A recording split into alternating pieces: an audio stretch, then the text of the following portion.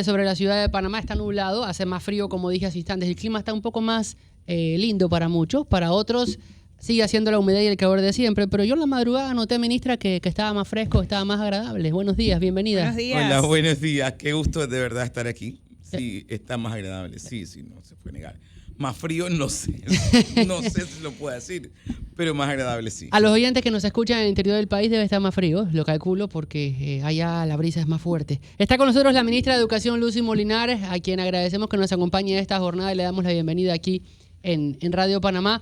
Usted recuerde que nos puede enviar sus preguntas al 6131-5565, 6131-5565.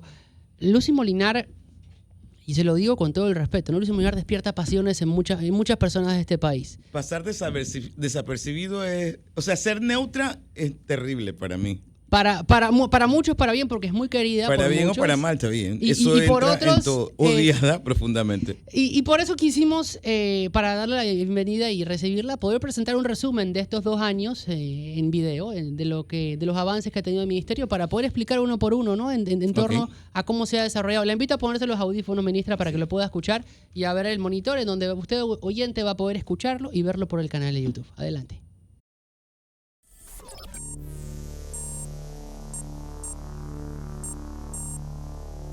A solo 2 años de gestión, Panamá sigue avanzando y transformando el futuro de su gente.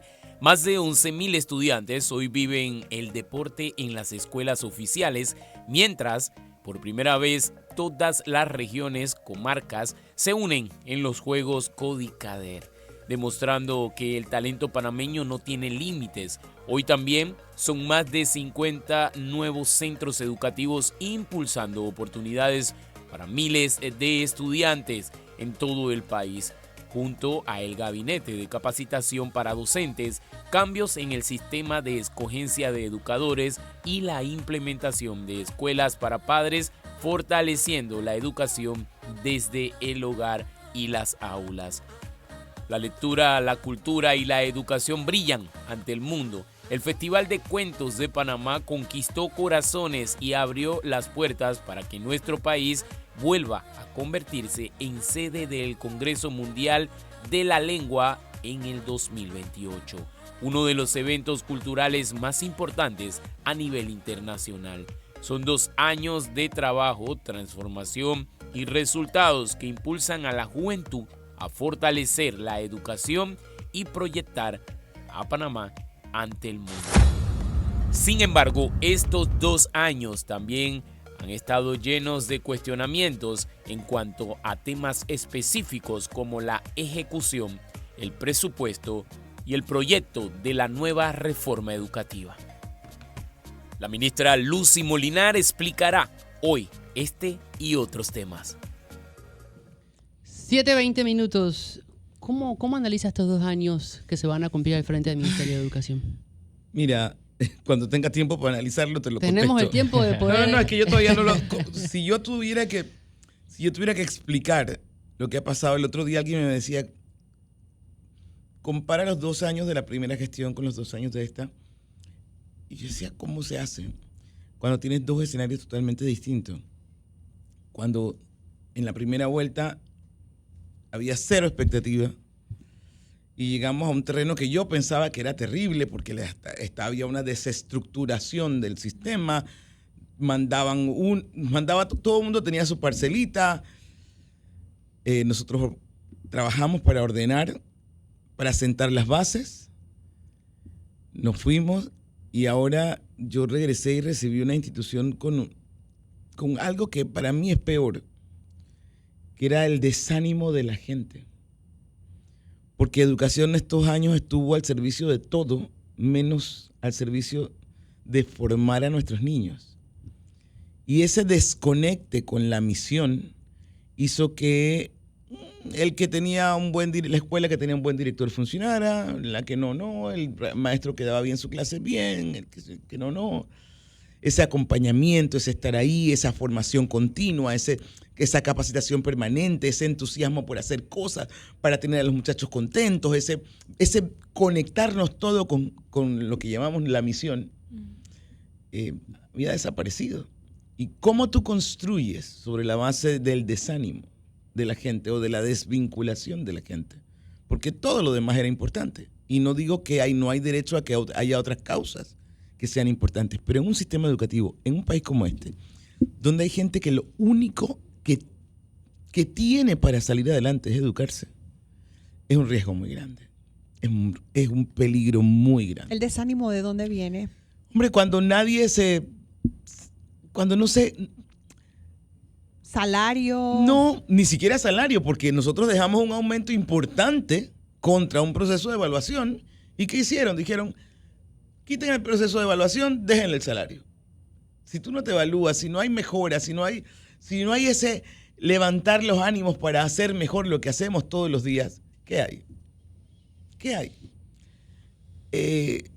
Ministra, a mí me llama mucho la atención el tema de las cabezas. En este caso, digamos, anteriormente un Laurentino Cortizo que decía la estrella de la educación.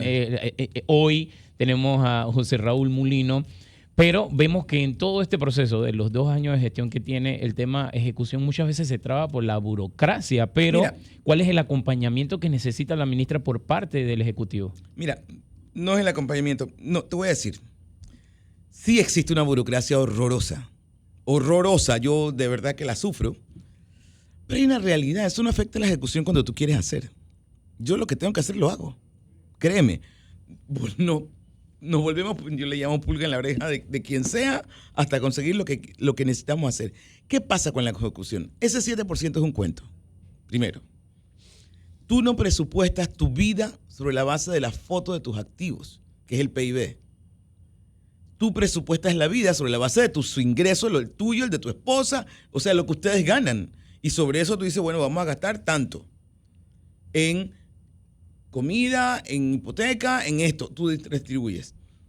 Aquí hicimos un 7% para complacer en un momento político coyuntural a un grupo y que se resuelvan como se resuelvan. Pero aún así, digamos que yo tengo la posibilidad de tener 3.000 no sé cuántos millones de dólares que dicen que tengo, que no tengo, pero bueno, digamos que lo tuviera. Con el esquema institucional que nosotros recibimos, yo hubiera podido tener una ejecución del 90%, pero hubiera botado la plata. Te pongo el ejemplo más radical y dramático. El esquema de precios del Internet hicieron que el Internet que yo licité para las escuelas, que me costó 44 millones de dólares para 5 años, me hubiera costado 1.563 millones de dólares. Lo hubiera podido hacer, ¿eh? Hubo alguien que me dijo, bájalo a la mitad y el país te lo va a agradecer. Digo, me sobran 700 millones de dólares. ¿Qué hago con esa plata? Bueno, mira, Lucy, se puede hacer... Perdón, se licita, punto. Y se licitó. El metro cuadrado de construcción en Meduca estaba a la par de las urbanizaciones más caras de este país. Yo hubiera podido licitar obras. Hubiera podido dejar que siguieran con los precios que tenían antes. Y hubiera ejecutado, porque eso significa ejecución presupuestaria. ¿Pero a qué precio? Yo no podía. Nosotros dijimos, el relajo tiene que volver a acabarse. Cuando yo me fui la vez pasada, dejamos un manual de construcción basado en las mejores prácticas de quienes tenían experiencia en este tema. Altura de salones, altura de techos, tamaño de ventana, ventilación cruzada, iluminación, pasillos, todo escalones, hasta los corquis de los inodoros, como debían ser. Todo eso lo desaparecieron. O sea, ni siquiera registros en las nubes, nada, cero. El contratista hacía lo que le daba la gana. De hecho, ahora los funcionarios te cuentan, los pliegos ni siquiera se hacían en Meduca. Tenían las obras repartidas en los grupos de contratistas y cada uno hacía sus pliegos y sabía cómo salía. La cifra que he podido ver en informes y periódicos son de 1.501 millones para inversión para este año. Me corrige si me equivoco, por favor. No te puedo corregir porque no me la tengo en la memoria. Yo a grandes rasgos, lo que pueda recordar. ¿Con cuánto de ese dinero cuenta hoy el Meduca para ejecutar proyectos? Con lo que se necesite. ¿Y cuánto sigue sin poder utilizarse? O sea, no. Yo tengo lo que necesito para funcionar. Nosotros estamos ahora habilitando los laboratorios de todas las escuelas. Porque además hay una condicionante. Tú sabes que yo le dije a uno de los directores, vamos a comprar los laboratorios, estamos listos, vamos a habilitar los salones para los laboratorios de todas las escuelas. De todas las escuelas. Y va a hacer un pliego para licitar para 40 escuelas. Digo, no. Todas las escuelas. Es que eso es muy grande. Digo, pero es que tenemos que habilitarlas a todas. Hagamos un piloto primero a ver cómo nos va. No. Es que todos necesitan. Es muy. Son 10 años de una cultura de no hacer nada y comprar lo que acomoda a un grupo para tener a un grupo contento y decir, mira, yo pongo un ganchito a que la compre el laboratorio. Le compré a las 15 escuelas que siempre han tenido y que siempre van a tener. ¿Y en la comarca qué? ¿Y en la comarca? ¿Y en el interior? Y se ahorra más cuando se compra más volumen, ¿no? Por Sí. supuesto que sale mejor. Sí. Y cuando las empresas tienen que competir. Por precio, porque no está... Por las cantidades que se van a manejar. Y además porque los pliegos, después que nosotros tenemos en la institución estructurada de forma que nadie controla un pliego. Lo diseña la dirección interesada. Lo revisa la dirección de legal. La dirección de compras hace una revisión para el tema de compras. Entonces, nadie puede decirle a un proveedor, mira, yo te acomodo el pliego para que tú te lo ganes. Entonces, con ese esquema, es muy fácil confiar en la estructura porque nadie tiene control sobre todo el proceso de compra de lo que sea que se compre en Meduca. Por las experiencias se está cuidando las espaldas, la ministra.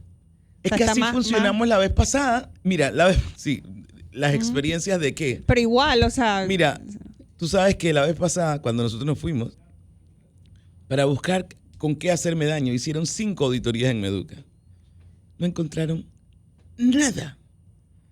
Nada. Porque nuestros procesos eran absolutamente rigurosos. A mí, para poder hacerme daño, que era el objetivo que tenían en el gobierno ese, ellos buscaron cosas de el PAN, de juntas directivas donde yo estaba. Porque en la institución las cosas se hicieron con una corrección que buscaron debajo de las piedras. Y te lo digo porque hoy me lo dicen los auditores que estaban ahí de Meduca.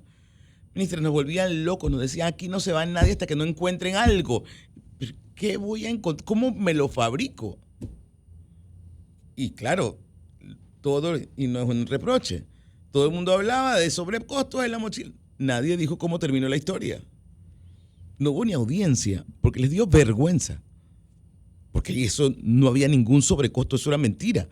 Era una mentira fabricada con una facturita que cuando la sumaron el precio del valor de la factura que decía que había sobrecostos con lo que había dentro, el precio era 33% más caro que lo que nosotros habíamos pagado. Lo que pasa es que no se tomaron la molestia de sumar la mochila más lo que había dentro. Le quiero preguntar para poder hacer docencia. Sí. ¿Cómo se hace para poder explicar cómo funciona el presupuesto de ejecución del Meduca? Porque usted recién dijo, yo tengo el presupuesto que necesito para poder ejecutar. Uh-huh. ¿Cómo explicamos en un monstruo tan grande como lo es el Ministerio de Educación? Cada dirección, ahora ya volvimos a... Yo no manejo $1 de presupuesto. Uh-huh. Cada dirección tiene su presupuesto y tiene sus proyectos. Ellos definen sus prioridades. Cada dirección hace sus pliegos. Se piden la partida para licitar. Segmentado. Y ellos proceden. Yo nada más que estoy revisando que cada proceso se cumpla al pie de la letra.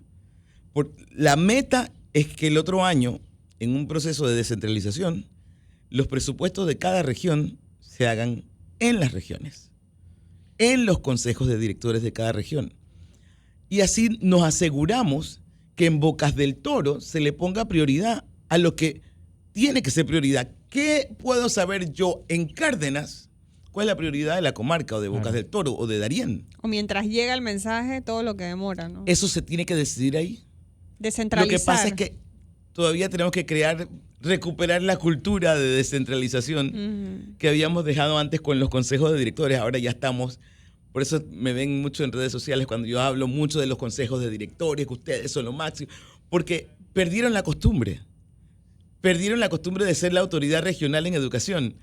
Y acostumbrarlos a tomar decisiones, a ser protagonistas, cuesta.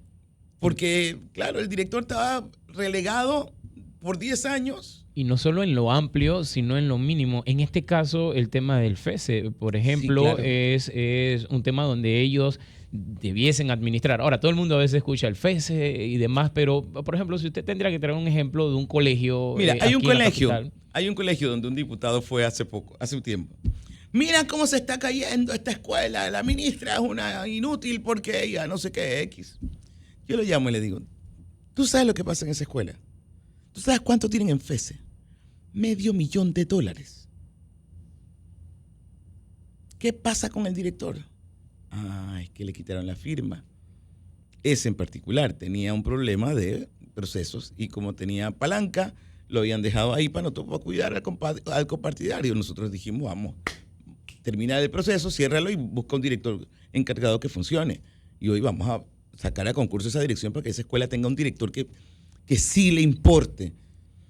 ¿Qué hicimos? Recuperamos la escuela de directores.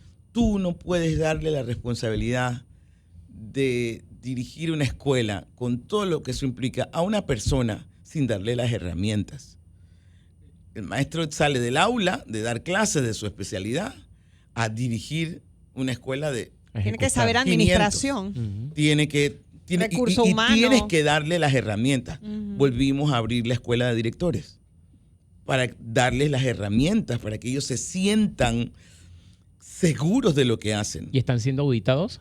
Claro, por supuesto que sí. Por supuesto que sí. Pero más que el terror del audito, queremos inculcarles la pasión por el bien hacer.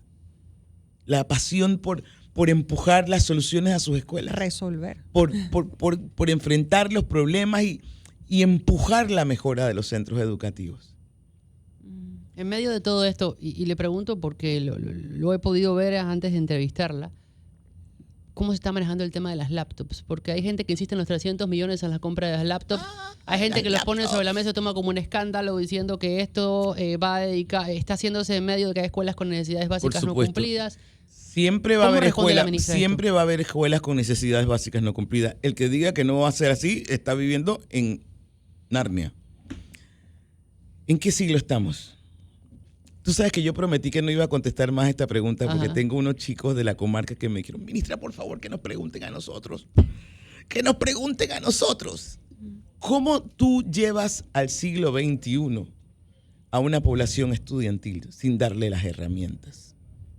Yo te voy a explicar el problema de las laptops. El problema de las laptops es que no se está comprando al precio que algunos querían.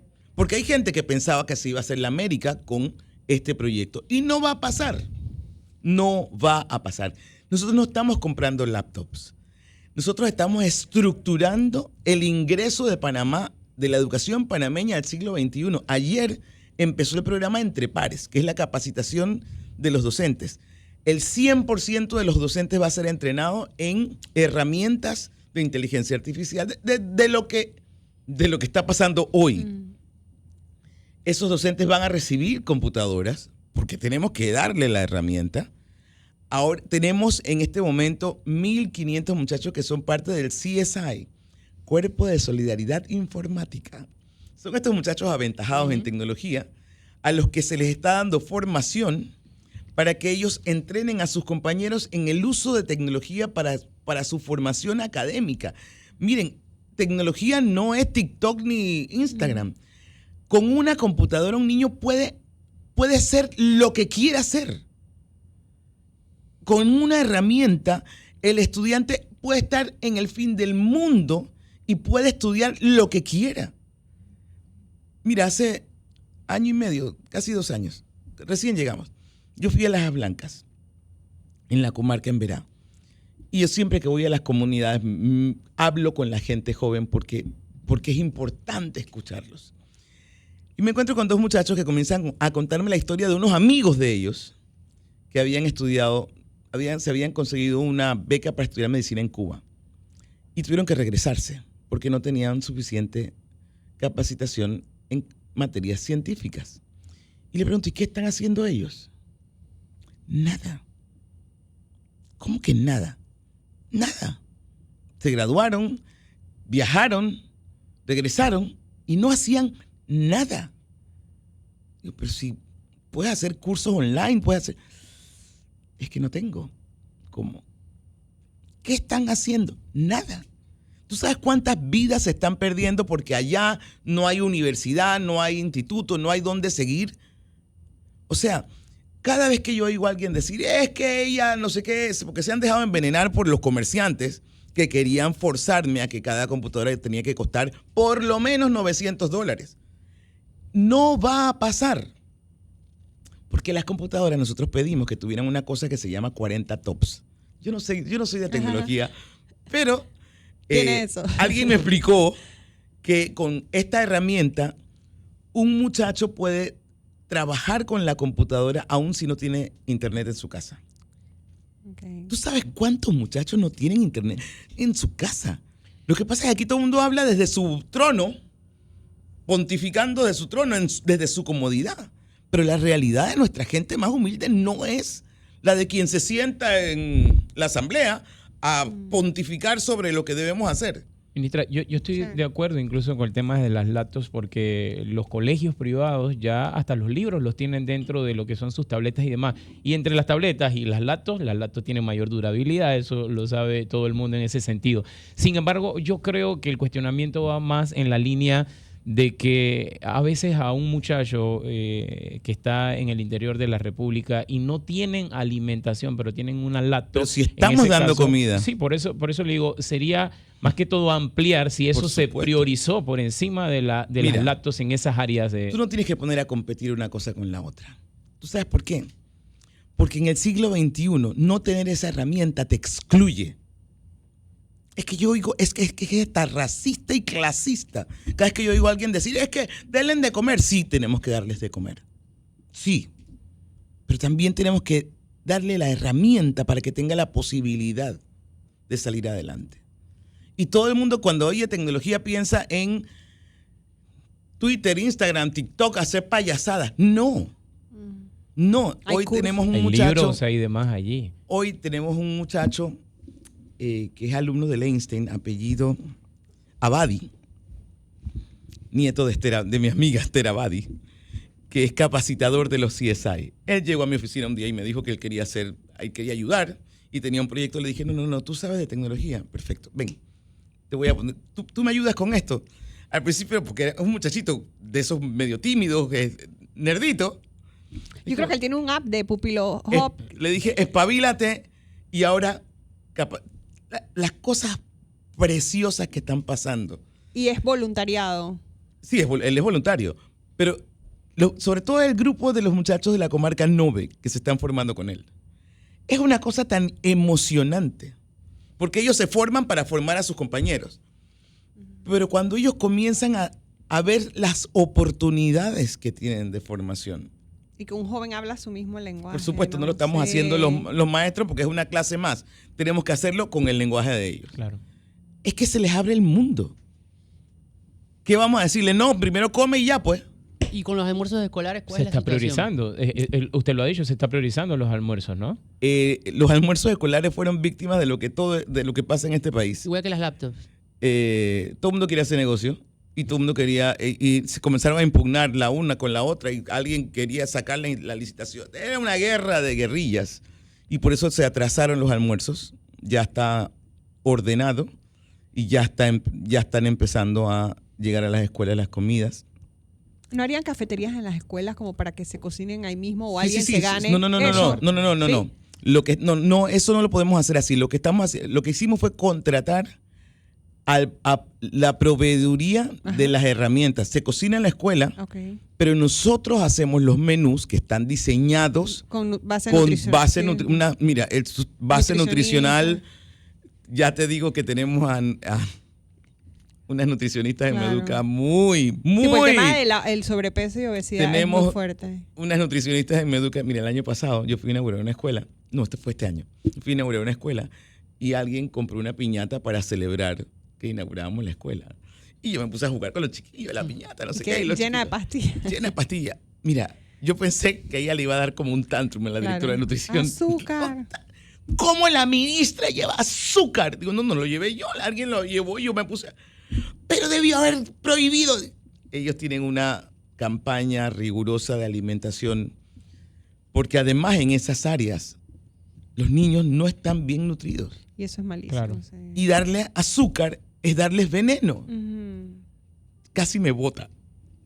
A pesar de eso, tuvimos la oportunidad de estar hace 2 en marzo, en una de las escuelas en David que participaron del concurso que realizó los amigos de Terpel, en donde los estudiantes crearon este invento, este desarrollo, esta herramienta para poder ayudar a una compañera que era no vidente, que es no vidente.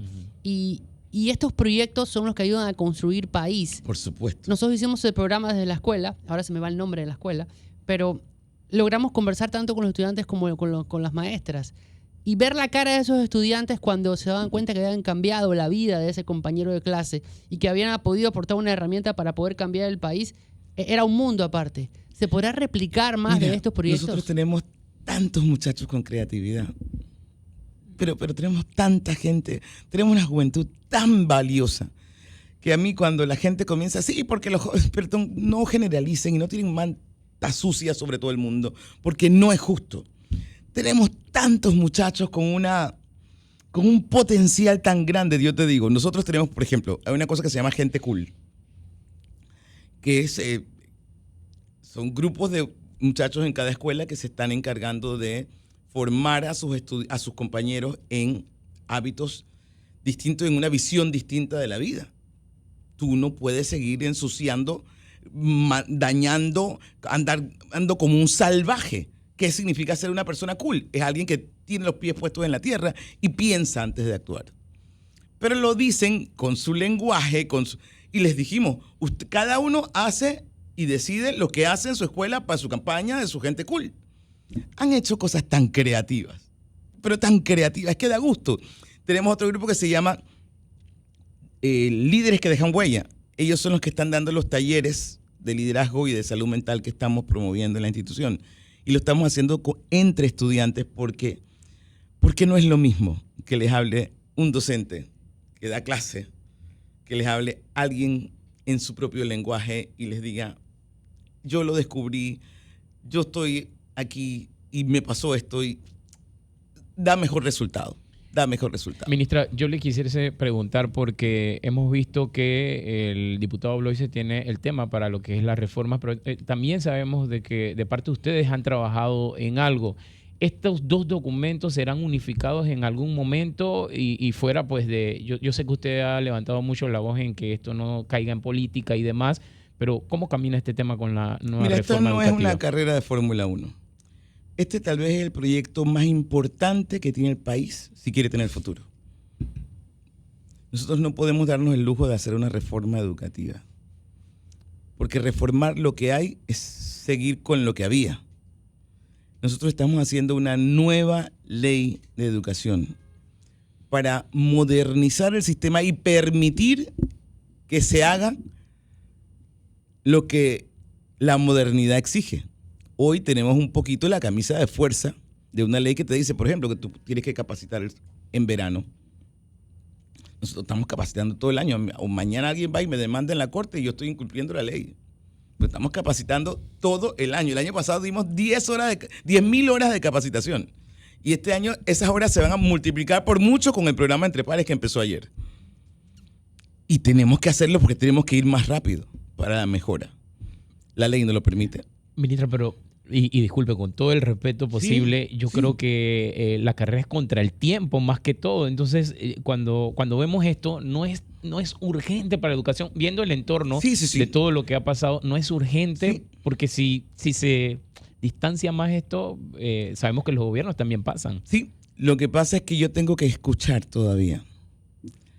La asamblea está cerrada. En este momento no puede pasar nada. Estamos aprovechando el tiempo para escuchar. Mira, el jueves pasado vino a mi oficina los 7 grupos indígenas de nuestro país. Tuvimos una conversación espectacular. Si yo no los hubiera escuchado, la ley hubiera estado coja. Me faltan 2 grupos más que tengo que escuchar. ¿Cuándo tiene pronosticado Lucy Molinar que se pueda presentar esta nueva ley? Cuando empiece la asamblea, ahí vamos a ver el tiempo prudente para hacerlo, cuando hayamos hecho las consultas. Estamos ya terminando un primer borrador, luego de las escuchas. Pero va a ser en el 2026. Por supuesto, tiene que ser en el ¿Usted considera 2026. que este sería el proyecto más importante? Porque de verdad, Incluso lo que Ajá. presentó, la reforma que presentó el diputado, Lo hice. la reforma a algunos artículos de la ley actual, nosotros la leímos e se incorporó lo que el equipo que está viéndolo pensó que era saludable incorporar. Pero nosotros no podemos hacer un parche más. El mundo cambió. Pero entiendo entonces que no se utilizaría la que tiene el diputado. No, en la Asamblea Soberana nosotros ahí no, Igual la no van a mandamos. debatir. Pero si Pero hoy las usted acciones tomara que la están decisión, tomando, no. las acciones que están tomando ahora van encaminadas a que, o sea, la transición que venga hacia la nueva ley sea como más llevadera, ¿no? Más amigable.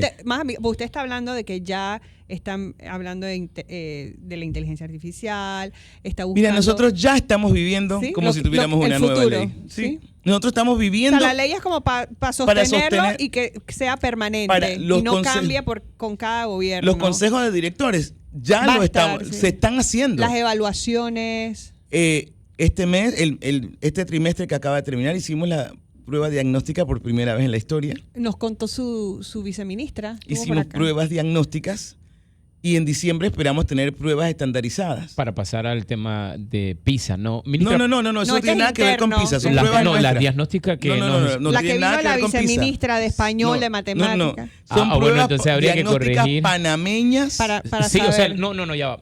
Ella explicó acá que estas pruebas lo estaban haciendo primero a lo interno, con Ajá. las 10 preguntas y demás, pero preparándose para lo que serían las pruebas PISA, porque entiendo que No. a futuro se va a volver a esto, Sí, ¿no? vamos a volver a la prueba PISA, pero las eso pruebas es no un eran 10 diagnóstico preguntas, eran interno. pruebas de español, Matemáticas. de matemáticas y de inglés. Ajá. Ok.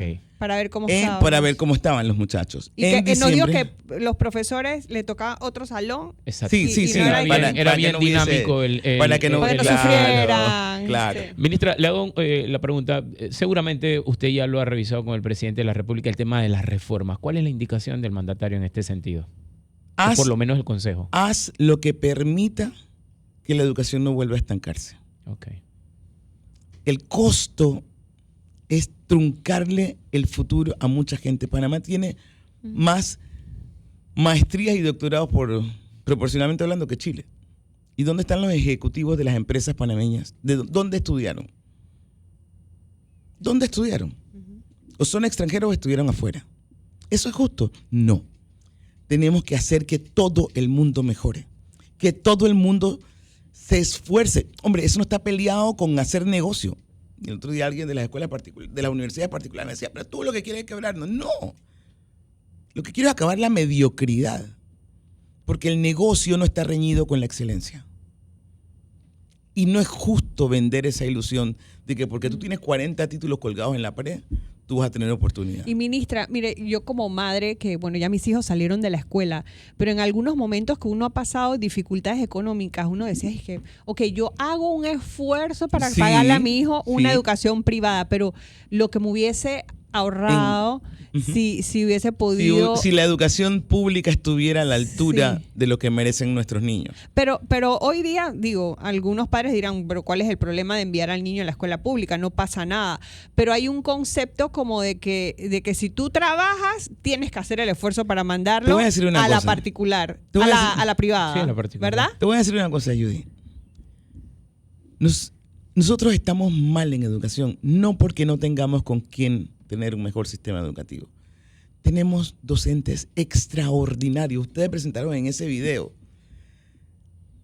el Congreso Mundial de la Lengua. ¿Tú sabes por qué ellos están regresando a Panamá?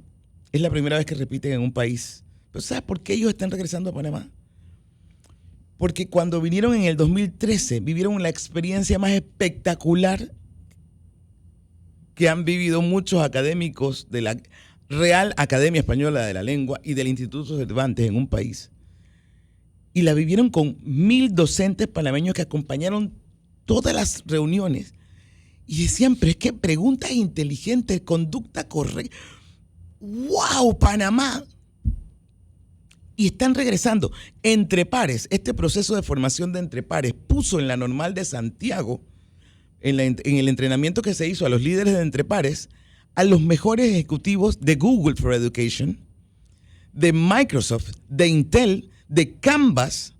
Yo ayer recibí llamadas de Israel, de Londres, de Estados Unidos, el mundo de la tecnología celebrando el inicio de Entre Pares porque esa gente lo entendió y lo compró. Yo les decía, sí, no te preocupes, que afuera hay más emoción que en Panamá por el inicio de Entre Pares. Me encanta, me ilusiona.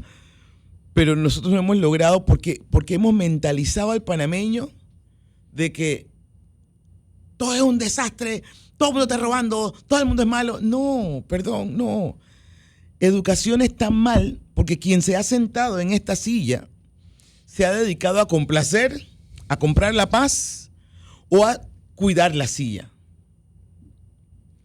Cuando tú le das la vuelta y miras al sistema de verdad, a esa gente buena que normalmente está arrinconada, que no sale y grita y no sé qué exige, pero trabaja, las cosas comienzan a cambiar. Ministra, usted ha traído aquí a la mesa el tema del colegio particular y yo tengo una pregunta en base a eso porque entiendo lo grande que es la administración dentro del Meduca normal, lo que ha dado pie a que se dé dentro en estos colegios particulares como un esquema que no tiene ni Dios ni orden en ese sentido. Sí. Colegios que abusan con las matrículas, colegios que abusan con los libros. ¿Cómo trabajaría usted en la fiscalización de parte del Meduca ahora en estos últimos años? Mira, tenemos que mejorar la supervisión, sí. Pero cuando el sistema educativo público funcione, se les acaba la fiesta. Se va el traslado. Así. Se les acaba la fiesta. Y va a funcionar, créeme, va a funcionar.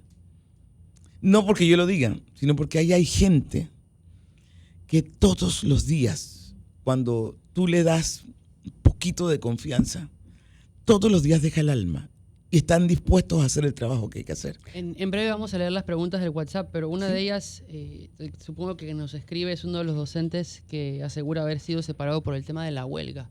¿Cómo maneja el Ministerio de Educación este tema?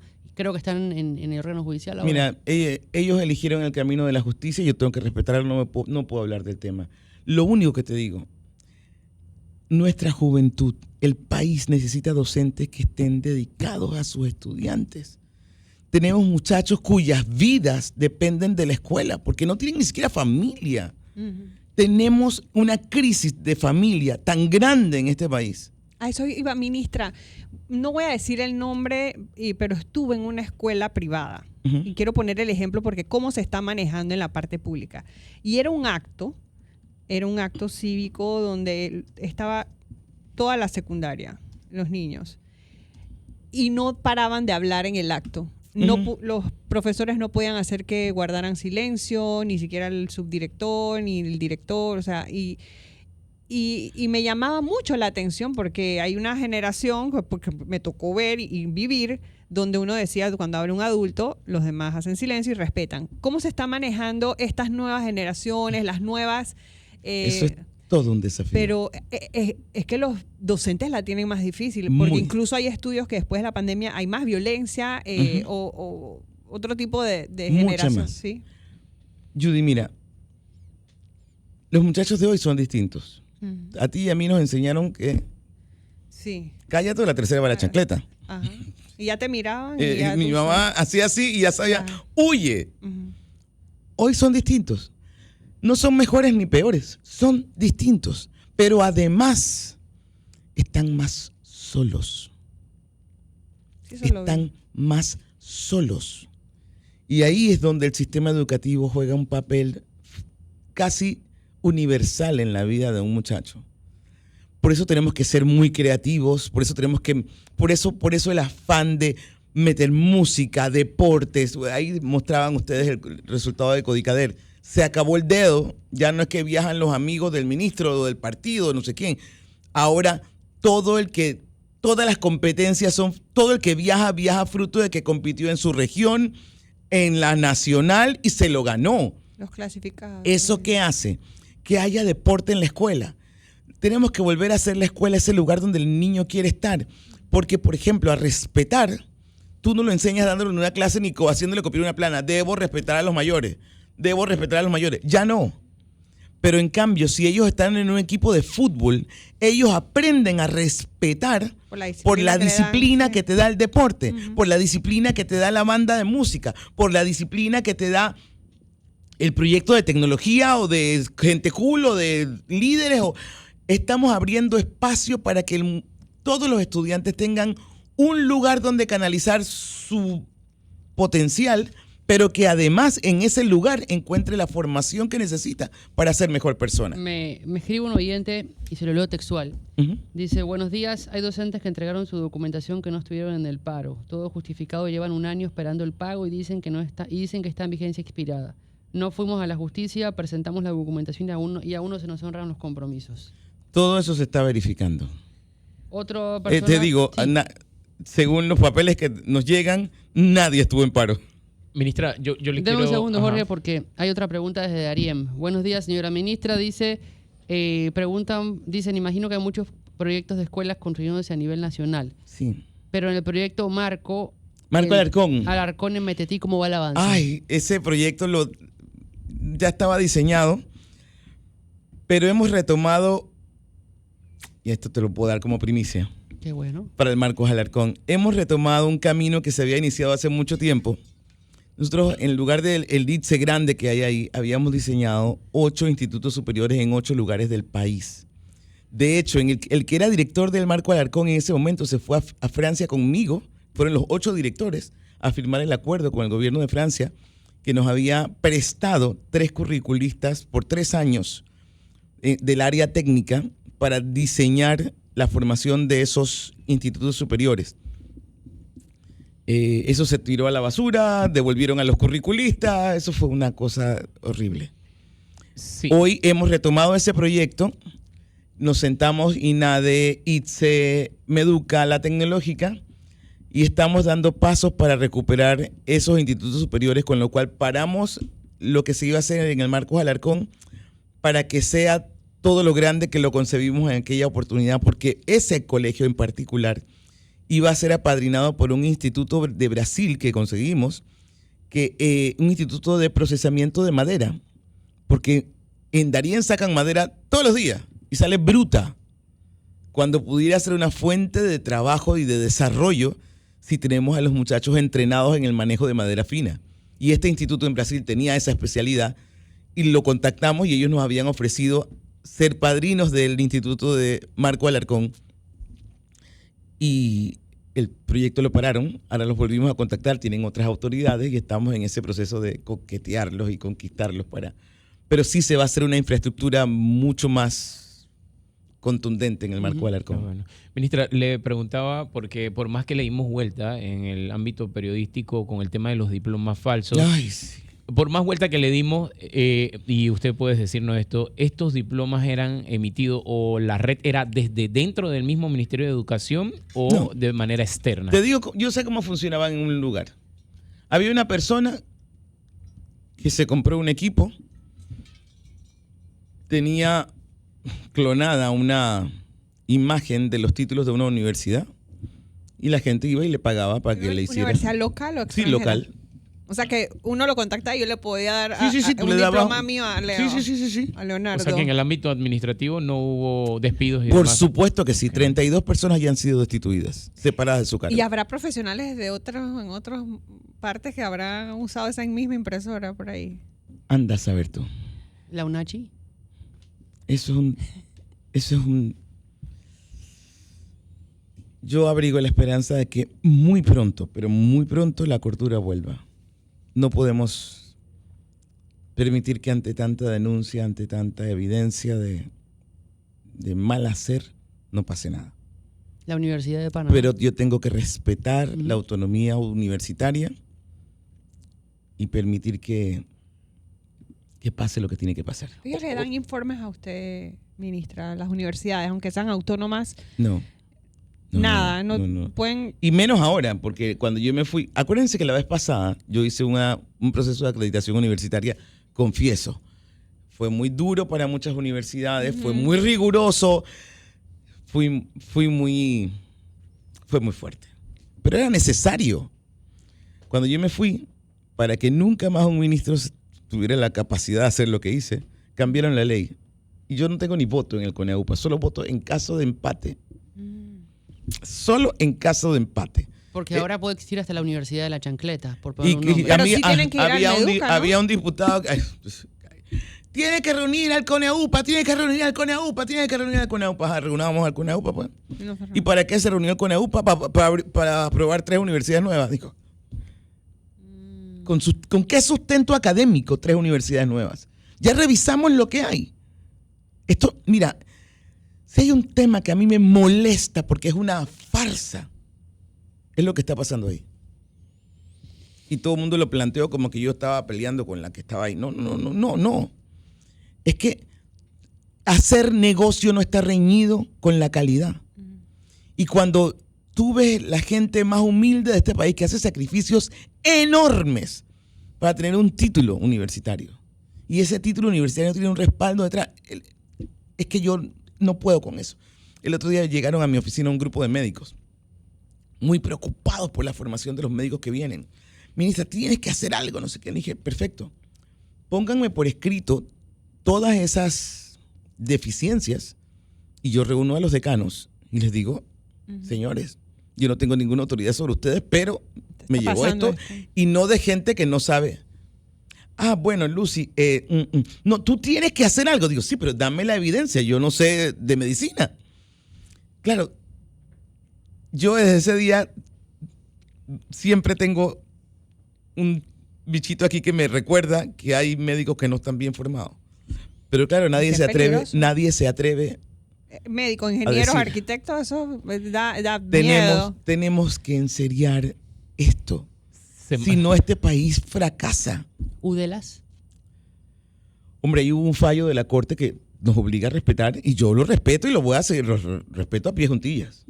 Viene a la Universidad de Panamá ahora con las elecciones del rector. Yo ahí soy una espectadora más. Un mensaje para aquellos para los que tienen que votar. Yo lo único que pido es que si quieren de verdad la Universidad de Panamá, actúen como autoridades de la Universidad de Panamá. Solo te pongo un ejemplo. Hay una universidad que en los últimos 10 años ha graduado más abogados que la Universidad de Panamá en toda su historia. No puede valer lo mismo el título de una universidad donde tú vas los viernes en la noche y el sábado en la mañana. En 2 años y medio te dan un título de abogado que el de una universidad donde tú investigas, haces extensión, vas 4 años, tienes un proceso de formación sólido. Es que no puede valer lo mismo. Y cuando yo veo a la Universidad de Panamá mirar para otro lado ante estas realidades, yo me pregunto,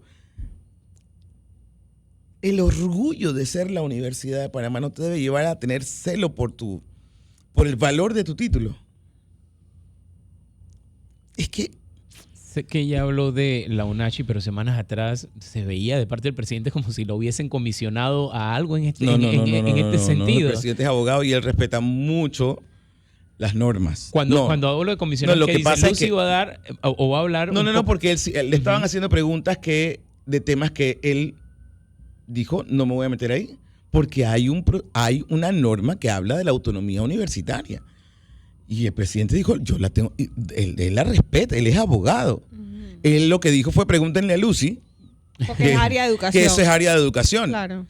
No es que había una comisión para que yo hiciera algo, es que es educación. Claro. Y él está muy preocupado por el tema de UNACHI. Sí, me pregunta con frecuencia cómo vamos a resolver eso, porque es terrible lo que está pasando allí. Pero la ley nos pone una serie de barreras que no son infranqueables 100%, pero nos pone barreras. Solamente no abusen. Solo pido que vuelva la cordura y pensemos en la educación de nuestra juventud, que tiene derecho, merece y le debemos algo mejor que el espectáculo penoso que estamos viendo. Cuando tú ves gente a la que le han dado un puesto en un decanato con un título de la Universidad de Honolulu, que ni siquiera en Honolulu está acreditada. Ministra, Y a la parte final del tiempo que nos ha concedido, le quiero preguntar por un problema que preocupa a muchos en el país y en la sociedad, ¿no? Le he visto en las últimas semanas que usted concurrió a una escuela en Panamá Oeste tras un hecho de bullying, de acoso y Sí. que se dio dentro del centro estudiantil. Y cada vez se ven más imágenes de este nuevo hecho que se da en las escuelas, que existía desde antes, pero ahora lo hemos viralizado, que es el bullying y el maltrato y la violencia dentro de los centros educativos. Mira, eso no es nuevo. Ujú. Lo que pasa es que ahora hay un celular y donde se graba y se sube, se viraliza. A mí me hace mucha gracia por nuestros muchachos que están haciendo cosas buenas todos los días. Me dicen, es que si no hay violencia en los videos, no somos virales. De hecho, en la escuela Guillermo Endara hicieron un video simulando una pelea entre dos niñas. Y ese fue el único video que se volvió viral. Fue como un experimento. No estaban peleando. Ellos dijeron, paren, esto solamente es un video. A demostrar. Un Sí. mensaje. Esta no es nuestra escuela, nosotros no somos así, nuestra escuela, no sé qué. Y esos son los muchachos buenos que querían mostrar una realidad distinta. Pero eso no es cuento. Tenemos una sociedad más violenta, tenemos una sociedad que descuidó la familia, que es la primera escuela. Si no hay familia, ¿quién enseña? Tenemos una sociedad que se deshumanizó porque dejamos de mirarnos a los ojos, dejamos de decir te quiero, dejamos de entender que yo no puedo pasar un día sin preguntarle a mi hijo ¿cómo te sientes? ¿Cómo estás? Por eso nuestro afán de empujar la escuela para padres, porque hay papás que salen después de cada taller y dicen es que nadie nos enseñó. Y nadie nos enseña a ser papás. Nadie nos enseña la responsabilidad de tener una familia y la prioridad y el lugar que hay que darle a esa familia y que dentro de esa familia tiene que ser prioritario. Yo no me puedo levantar de la cama e irme de mi casa sin abrazar a mis hijos, sin que ellos se sientan queridos. Claro, hay niños que tú rascas un poquito en su alma y lo que tienen es una soledad profunda. Muchos de los que han aparecido en esos videos virales, yo al principio me frustraba mucho por la viralidad, pero lo que hicimos fue canalizarla y yo me los traigo a la oficina. Muchos me los he traído. De hecho, hay 2 que van a salir pronto, 3 que van a salir pronto a decir, somos nosotras y hoy somos hoy son lo que son esas niñas, que son un orgullo. Para mí me emociona hablar de ellas. Pero cuando tú hablas, y yo me he tomado la molestia de hablar con muchos de los que han aparecido en videos virales dándose puñetes. A entender. Sí. Porque hay que entender. Para poder resolverlo tienes que ¿Cómo entender. llegaste a eso? La mayoría son amigos. La mayoría son amigos. Me traicionaste porque contaste algo que te conté en la intimidad y se lo dijiste a no sé quién y ahora todo el mundo lo sabe.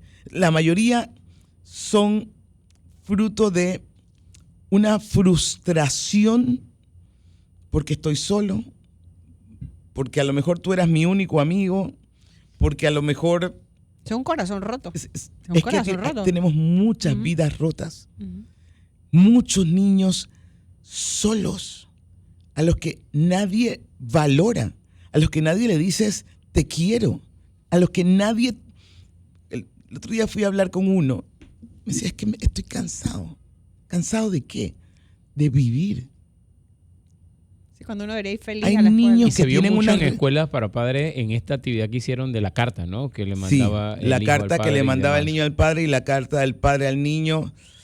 Fuerte. Muy fuerte.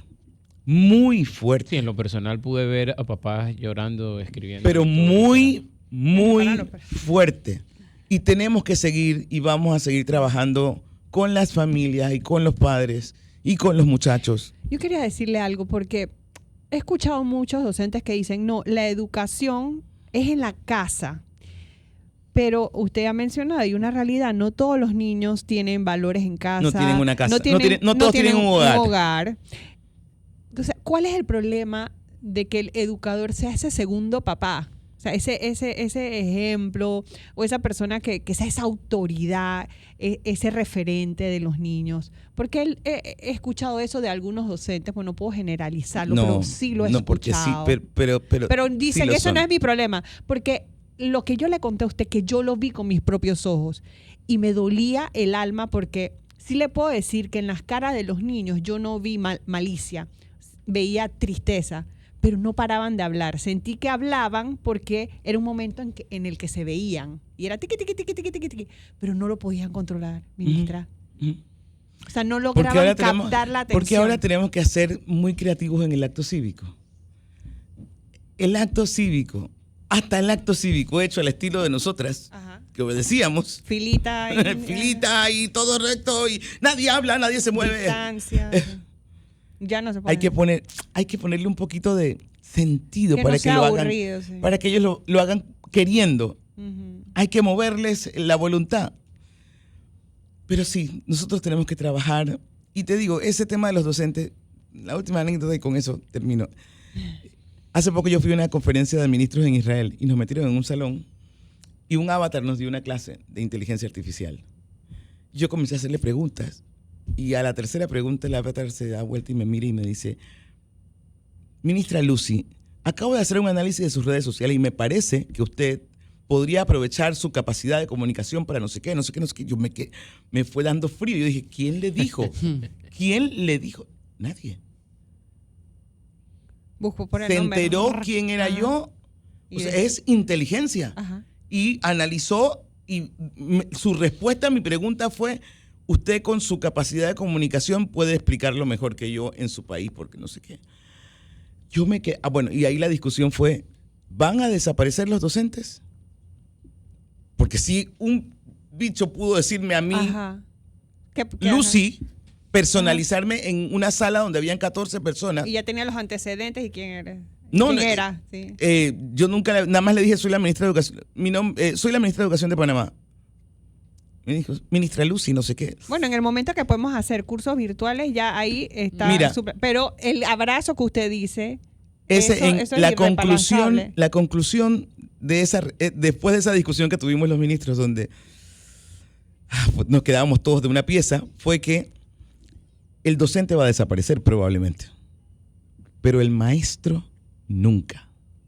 Ese maestro que estimula, que ilusiona, que apasiona, que anima, que guía, que orienta, nunca. Ese va a ser, que mira a 4 ojos y se convierte en el factor entre el éxito y el fracaso de la vida de un niño. Ese será imprescindible siempre. Ministra de Educación Lucy Molinar, gracias por habernos acompañado esta mañana. Gracias a ti. Y quedan varias preguntas de responder de oyentes, las responderemos a lo largo de la semana, la próxima oportunidad que nos puede dar para venir aquí, sea dentro de una semana, 2 semanas. Usted se Un sintió mes, bien, 2 bien meses. acá. 2 meses, No, sí, 3 sí, meses. sí. Gracias, ministra, por habernos acompañado. A esta hora